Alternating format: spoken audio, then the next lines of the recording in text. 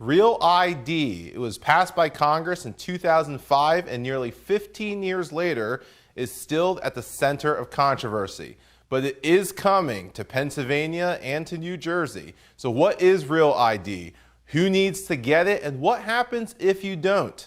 Tom Shortell, the road warrior from the Allentown Morning Call, joins us to discuss those questions and more. That's all coming up right here, right now. I'm Sam Chen, and this is Face the Issues.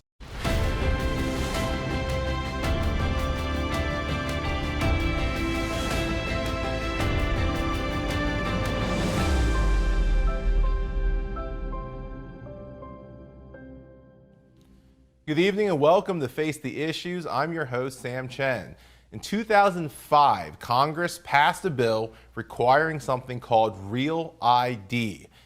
Almost 15 years later, it still remains at the center of controversy. States like Pennsylvania and New Jersey have not yet implemented Real ID. So what is it, and is it coming? And if it is, when is it coming? Tom Shortell is the road warrior columnist for the Allentown Morning Call, and he joins us tonight to help bring some clarity to this issue. Tom, welcome to the program. Thanks so much for being here. Thanks for having me. Absolutely. It's great. It's neat to have someone that is so well known in the industry. The road warrior. I think I'm an F-list celebrity here. I don't know about that. Well, we'll take it. That's a lot higher up than I am. Let's just start from the basics, especially if we have viewers that don't know. Most people have seen news about Real ID at some point in these last 15 years in the news. What is Real ID? Real ID is it's ID that is issued by the states, okay. But it is going to but the standards for getting it is set by the federal government. Okay. Back in the aftermath of the September 11th terrorist attacks, Congress looked around and went, we need to tighten up what it takes to get an ID. A lot of the terrorists who were involved in that attack, I think they had like 30 IDs, state IDs between them, driver's licenses, other things like that. And so by getting those documents, they were able to access things that they didn't want, obviously, terrorists to be able to do. Sure. Car rentals, plane rentals, things like that. So by tightening that up, the hope was to tighten up national security, and so they required states to meet these standards. So that's kind of how that's what Real ID is. It's these standards that you need, and you're going to need them to fly domestically starting next year. You're going to need them to enter federal bases, like military bases. For the most part, those are the things. Those are the big differences. You don't Sure. need it to drive. You don't need a Real ID to just drive normally. You shouldn't need it for most identification purposes. Okay. But it's mostly for domestic flights and for some people who are accessing army bases or military bases. That's an interesting point you brought up. The September 11th terrorist attacks was what triggered this program, this bill that Congress passes. All 19 of those hijackers were operating under some form of legitimate ID at the time that they obtained from some state, some government entity somewhere. So this is, at this point, before Real ID, state-issued driver's licenses are issued by the state. They're regulated by the state. They're moderate, so they're going to look different from state to state. And there's really no federal guideline on those. Is that correct? That's 100% correct. Yeah,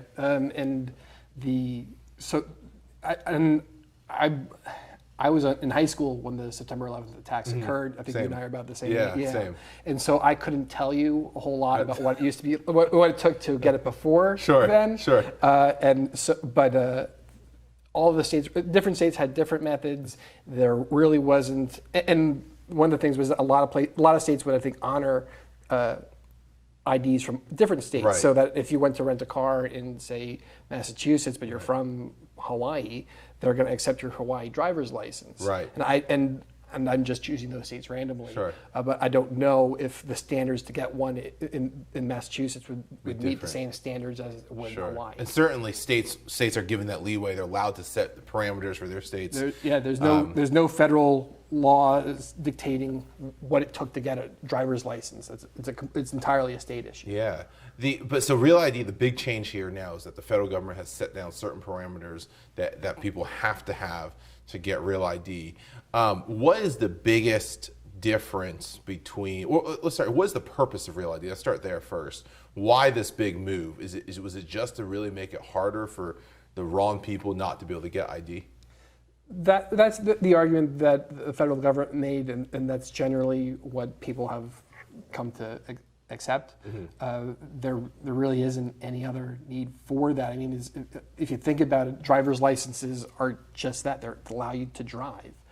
They're not like they're commonly used as identification just because it's so common, but it's not like you need a driver's license for anything else other than to drive. That's true. Yeah. So real ID is still issued by the state. Yes, that's correct. So in the state of Pennsylvania, you're still going to the DMV. You're still going to PennDOT. Yeah. Right. Is PennDOT going to be issuing both real ID and their regular state driver's license, or are they switching entirely over?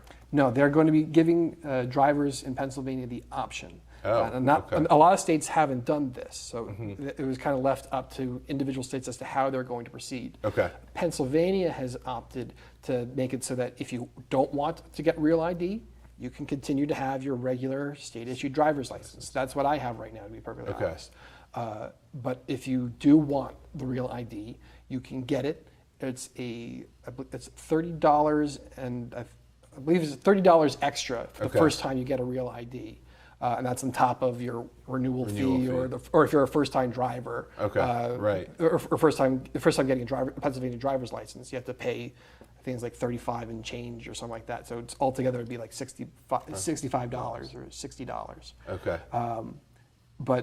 And then you have that real ID, and it's just beyond that, it's a regular renewal cost. Yeah. Okay. So right now for drivers Pennsylvania, they have a choice of which way they want to go. Is that something that's going to stay that way? Or, I mean, obviously, I'm not asking to project the future of the legislature, but there has been, and that's a good point. That who knows, whatever they're going to decide. And I don't anticipate that elections are going to turn on this issue. But I agree. Anything's possible.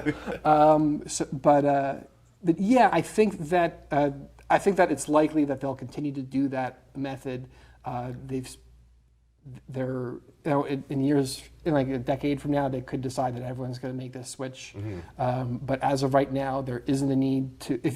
The only reason to get real ID really is if you're regularly going to military bases or something like that, and you don't have a federal ID. Right. Or more likely, you take domestic flights often. Because that's what you really need it for. Because if you want to fly out of ABE or Philadelphia or Newark, even for a domestic flight in the not too distant future, you're going to need to have a real ID. That was the next question. So not everybody needs to make the switch. No. Like I said, I don't have it. And honestly, if you have other types of ID, acceptable ID, you can still fly. Sure, like a passport. Exactly. So I went on my honeymoon a few years ago. I have my passport. That's not going to expire for quite some time. I spent decent money. Yeah, exactly. Expire. Exactly. So that's good for a while. So if I'm going to fly, and I don't fly a ton, but if I do, I can dig up my passport and use that, and bring that with me to the airport, and that will be acceptable. Sure. That meets all the requirements that the federal government has set in order to fly. Sure. And you would still, and if you're going to fly internationally, you'd have to have a passport. The real ID won't count for that. Right. Okay. But so it's not like a passport card that can take its place. No. Okay. It's specifically for flying domestically here within the United States. Okay. And I guess that makes sense. You're the road warrior and not the sky warrior for a reason. I branch out a little bit into aviation every once in a while, but mostly pretty well grounded. Stay to the roads. So let me ask you this: what is the difference then, especially if there are if Pennsylvania residents have an option of choosing between the traditional state driver's license and the real ID? And first of all, to your point, this is not going to be the fact in every state. Some states, each state has kind of been allowed to govern that process on their own. In Pennsylvania, there is an option. Pennsylvania also just updated their regular driver's licenses, and there is some confusion about people who think they have real ID and they don't. What is the difference? What does the real ID look like as opposed to what someone whips out of their wallet right now and sees a traditional driver's license? They're very similar looking, but the very easy way to tell them apart is that Real ID has a star in the top right corner. Okay. And so if you see the star, that means that you have a Real ID. Now you should also know, because you paid extra for it. If you have a star there and you didn't pay extra for it, I don't know, maybe keep your head down or something. You have a fake ID at this point. Fake, yeah. But if it has the star in the top right corner, that's the easy way to tell if it's a Real ID. I know I got quite a few calls from drivers who thought they had gotten the Real ID. They'd gone out, they did the normal renewal process. They saw that it had this different format to it. Sure. It's kind of like for currency with dollar bills. Right. Every once in a while they change up the format so that you can't counterfeit it very Right. easily. You can't make a fake. It's the same process here. PennDOT changed the face of it, but it was around the same time that they're talking about the Real ID. And so as a result, there was some confusion as to that. Yeah. So there is a newer look on the regular driver's license in Pennsylvania. There is also Real ID. The two are separate, and you're saying the biggest distinction is that star that's placed in the corner for Real ID. Yeah, that's the easy way to tell the difference. If you have it out, if you're not sure if you have Real ID or not, pull out your license, look at this top right, check for the star. If there is, you have it. If there isn't, you have a regular driver's license. That's good to know. Thank you. We're going to take a quick break, but when we get back, I want to pick your brain a little bit about the process, why it's taken 15 years to get us where we are, and then what people should know about Real ID. Sure. So don't go away. We'll be back with Tom right after these messages. Welcome back to Face the Issues. Tom, thanks again for joining us. This is a big topic. To your point, this was something that was passed quite a while ago. We're talking about a decade and a half ago in the aftermath of the September 11th terrorist attacks. The federal government decides, hey, we need a way of better checking people who are flying, people who are accessing military bases and so forth. And so they ask states to start issuing licenses in accordance to certain federal regulations, right? And we call it Real ID.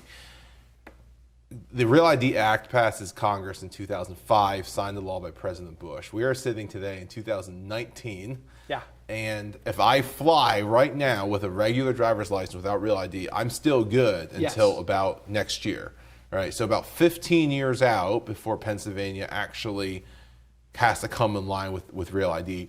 Why has it taken 15 years, and why are we still having this conversation now? I mean, our predecessors should have had this conversation when we were in college. It was when it was first passed. The deadline was 2008. So Okay. that was before either of us were out of college, I believe, or I had just graduated. Yeah, and so it's been a bumpy road for Real ID in Pennsylvania. And in New Jersey, if I understand correctly. New Jersey is further behind than Pennsylvania. Like Pennsylvania will pass it in time. They're going to kind of sneak in under the gun. New Jersey is getting a little tight for New Jersey. Oh my goodness. But the way it worked was that in the aftermath of the September 11th attacks, Congress decides that they need to beef up security. They need a better way of vetting people and determining who is boarding these flights. The states, however, kind of look around and go, what the heck? Because at the time, Congress, it took a while for Congress to kind of put up the funding to help the states make these changes. And some states, I believe Rhode Island was using technology from the late 1970s to run their Department of Transportation database. Minnesota wasn't much better. Like some of these systems were like horribly dated. Like I don't think they were on DOS. Oh my goodness. So like kids at home, you'll have to look that up, ask a parent how it worked. But yeah, so that's how far behind a lot of these databases were. And I mean, they worked and taxpayers didn't want to pay for a new database for that. And so there was concerns about cost. There's concerns about privacy. Okay. There's nowhere in the Constitution that gives Congress authority to determine how state driver's licenses are issued. Sure. And so a lot of people were in multiple states refused to cooperate. And two Pennsylvania legislators from complete opposite sides of the political divide came together and sponsored a bill that passed that forbade Pennsylvania from complying with the Real ID Act, which is kind of when the federal government issues a mandate. Yeah. They're generally not used to being told no. No, right. And so like things got dragged out. People got PennDOT. I'm not trying to use this as a dirty word. They're just trying to comply with their bosses in Harrisburg and their bosses in D.C. Like they're bureaucrats. They're just trying to follow the system, and they're getting different instructions. And so they just kept getting extensions from the feds, and while kind of like looking around, hoping to get better guidance. And so eventually, once it became clear that Pennsylvania was not going to win this one, I believe it was under Governor Wolf. So to give you an idea of how long this took, I don't think I'm shortchanging Governor Corbett, but I believe it was under Governor Wolf where everyone finally came together in Pennsylvania and repealed that law and allowed the state to start to come into compliance with Real ID. Wow. And to really set that, when they passed it, Governor Rendell was governor. Right. No, it would have been 2005. Yeah, it would have been under the Rendell governorship. Oh my goodness. So it passes. I mean, to your point, a number of reasons different states wouldn't want to comply. Part of it, technology. Right. Part of it, privacy concerns, state sovereignty concerns that the federal government shouldn't be able to dictate. And so now in Pennsylvania, they're finally able to go through with it. And this was do you know how many years this holdout took place? I believe it was before 2010. I think it was 2008 that the bill was passed. I knew it was first floated in 2008. I'm not entirely sure on the timeline there, but yeah, it's like we're talking close to it. Yeah, we're talking about around a decade of just kind of kicking the can and having a staring contest with the federal government. Sure, and here we are 15 years later. So where does it stand today? What's the deadline? Someone's watching this saying, okay, I travel a lot, I go see my grandkids, I fly for work, I need to get Real ID. It is now available in Pennsylvania. It is now available. PennDOT has started, PennDOT was concerned earlier this year. PennDOT was actually getting concerned about it because there were millions of drivers in Pennsylvania who could potentially need Real ID, and they were not seeing an equivalent amount of applications. And so they started getting kind of nervous over the lack of applications. They've tried to step up their game in marketing this change, letting people know that this is out there. They have had mobile centers to make it easier to sign up and do this here in the Allentown area. They've hosted events at the Lehigh Valley International Airport where people could go in and sign up there.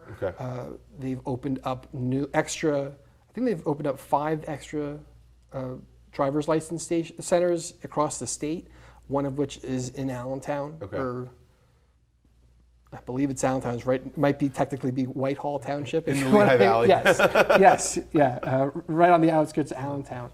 There is a new one there, and so they're trying to make it more accessible. They're trying to improve how you can go about doing this, but it remains to be seen if they've seen that wave of applications yet. What happens if someone tries? Well, first of all, when is the deadline? At what point when you fly, do you need to have Real ID? I believe that's September 2020. I believe it's about a year from now. I believe so. So in this year, they can fly with a regular driver's license, but a year out from now, you got to have the Real ID. What happens if someone's going to try to get to that point? They haven't upgraded. They go to the airport and they have the traditional driver's license. You may be turned away. Like if you may go through security, and if you don't have the Real ID license, then you may be turned away. So that's I don't know what would happen with your. I don't know if you'd be. I don't think you'd get reimbursed for the ticket that you just bought. It's an expensive mistake to make. That's true. So if you do fly, if you think there's a chance you might fly, you probably want to look into getting that Real ID. There's other things that if you don't fly all that often, like I don't. I'm a road warrior. I tend to drive around on road trips. I don't. So I personally do not need it that often. But if you make a couple of flights a year, it's probably worth looking into. To get into the Real ID. How does someone go about doing that? You talked about driver's license centers earlier. can someone go to their local PennDOT licensing center, or are there specific ones they have to go to? You can go to your local PennDOT driver's license center. It's usually ones that has to have not all of them have the photo ID options. Right. But if it has the photo ID options, you should be fine. And you need to have certain documentation with you. Okay. You need to have a state issued birth certificate. Okay. It has the raised seal on it. Years ago, years ago, hospitals kind of made their own and handed those out. Those are not official. Those don't count. So you need to make sure that's a state issued birth certificate. Okay. You need to have a social security card with you. Okay. And you need to have two documentation showing your residence. Okay. So that could be utility bill, that could be a mortgage payment, that could be like a bank account information, it could be your current driver's license. Okay. That has that. So it needs to be current, valid, and shows your address with your name on it. If you've been married, or been adopted, or if the name on the birth certificate does not match the name you go by now, you need to show court records that show that name getting to your current name. If you've had multiple names, if you've been divorced or something like that and didn't go necessarily in a straight line, you need to have your documentation walking you through that process. Every step, for every name change? It depends. Okay. So if you went from Sam Chen to Sam Smith to Sam Chen to Sam Jones, you'd only need to go from Chen to Jones. Okay. But if it was anything, if it went from Chen to Smith to Jones, you need to show each step. Wow. You need to be able to show from the name of the birth certificate to your current name. Wow. So they need all of this stuff. Bring it to your local license center, and then. To reiterate a point you made earlier, it also costs. There's an initial cost right off the bat if you're going to switch to Real ID. Yes. Correct? Yeah, an extra $30 or so. Okay. So to wrap it all up, obviously it's coming, or it's here, and then it's coming in the sense that in about a year, if you're going to fly, you're going to need it, unless you're flying with a passport. Generally, who would you say should get it, and who would you say, well, you're going to be okay without getting it? It really depends on, for the most part, it's flying. That's what it comes down to. So if you fly often, or if you have family that you recognize you may need to suddenly fly to see if there's an emergency or something, that may be an elderly loved one in a different state, it might pay off to have Real ID. Okay. If you don't fly often, if you have young kids and you don't want to bring them on a plane, Fair enough. Then that might be, then you may not need it. Sure. And if you already have the passport and you don't fly often, I don't think you There's need no to point. Yeah, Okay, as long as you bring the passport with you, you should be okay. That's great advice. Tom, thank you so much. And don't go away. We'll be right back. Welcome back to Face the Issues. Tom, first, thank you for joining us. Thank you for giving that insight on something that is incredibly important, and I don't think enough people exactly understand it's coming. Happy to help out. I appreciate you being here. We always like closing out, getting to know our guests a little bit better. I also we want to humanize the people on our screen. You've been a journalist for quite some time now. You've been with a number of different papers. One of the things I find fascinating is you've covered some incredible stories. And when we talked last, you were talking about how you covered that miracle on the Hudson where Captain Sullenberger landed that plane, obviously made famous by the Tom Hanks movie. You've covered the Air Force One flyover in New York City. Talk to me about some of these key highlight moments in your career. It's funny because in those circumstances, I was a paid intern at a paper in Jersey City, the Jersey Journal, and I just happened to be at the right place at the right time. So I was driving an hour and had to be there at 7 a.m, and they didn't even give me a parking spot because it's Jersey City and it's expensive and the spots were limited. And the one morning, we started hearing over the radio about this plane in the Hudson, and so they looked at me and they said, "Get out there, go!" So we started covering this, and I was like, "It's a couple miles away, and I don't have a car. You don't let me park here." So I wound up working the phones, interviewed a person who claimed that they were supposed to be on that flight but missed it. Yeah. Made calls to local hospitals. relaying calls from people in the field who did have cars, Wow. from what they're witnessing. That was an amazing story.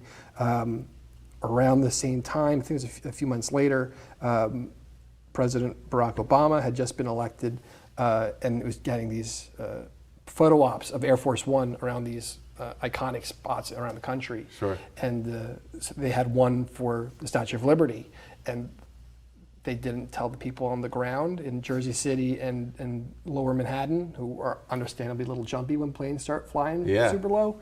And so people in these business districts were having flashbacks to seeing these planes flying low, and it scared the bejesus out of a lot of people. And I was covering that. Wow. And I've been covering here in the Lehigh Valley for about a decade now, covering local politics and such. Well, that's an incredible career, and we appreciate all that you're doing. So thanks again for doing that. Yeah, thanks for having me. Absolutely. That is all the time we have tonight. My thanks to Tom Shortell. You can read his column, The Road Warrior, in the Allentown Morning Call. Join us again next week as we unpack another issue. And until then, you can continue this conversation online. Just use the hashtag #FaceTheIssues. My name is Sam Chen. On behalf of all of us here at Face the Issues, thank you and good night.